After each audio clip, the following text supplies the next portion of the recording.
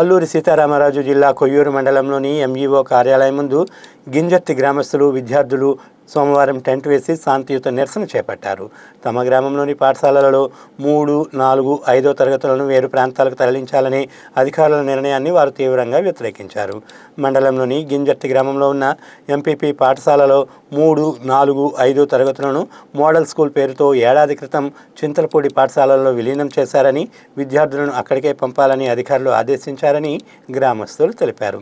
అయితే గింజర్తి నుంచి చింతలపూడికి 2 కిలోమీటర్ల దూరం ఉండడంతో చిన్న పిల్లలను అంత దూరం పంపలేమని తల్లిదండ్రులు ఆందోళన వ్యక్తం చేశారు. అధికారులు వెంటనే స్పందించి తమ సమస్యను పరిష్కరించాలని కోరారు. గత సంవత్సరంలోన పిల్లలు ఇటువంటి 3 నుంచి 5 వరకు మోడల్ స్కూల్ అనేసి పక్క ఊరికి వెళ్ళడం జరిగింది. కాకపోతే దానికి మా పిల్లలు తల్లిదండ్రులు ఎవరు కూడాను దానికి అంగీకారం లేకుండా ఊళ్ళోనే 1, 2 తరగతులు ఉన్న స్కూల్కి పంపించి వాళ్ళ చదువునైతే పంపించడం జరిగింది.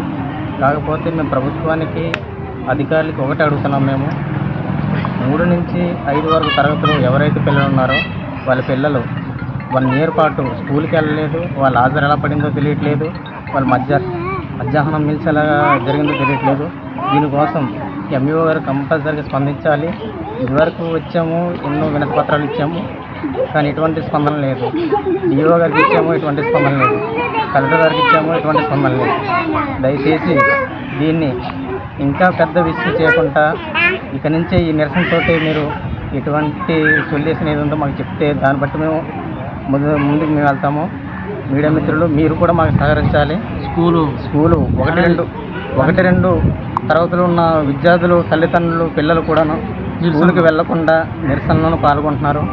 రేపు పొద్దున్న ఈ స్కూలు పోవడానికి కారణం ఈ స్కూల్ రన్ కూడా అవ్వట్లేదు.